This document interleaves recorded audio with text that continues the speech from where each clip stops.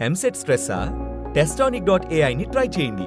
Free mock test, custom test, AI insights మరియు performance tracking కూడా. Register now.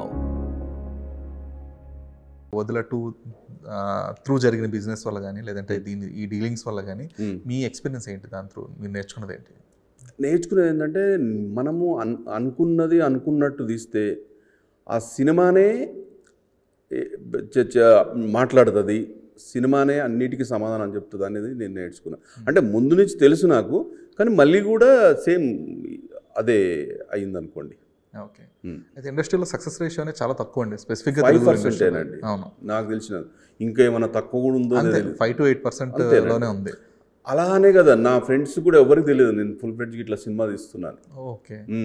ఎందుకంటే 5% ఇప్పుడు రియల్ ఎస్టేట్ బిజినెస్ చేస్తున్నాం, అట్లీస్ట్ 50-50 60-40 ఏదో ఒకటి ఉంటుంది. ఇది అలా కాదు అసలు.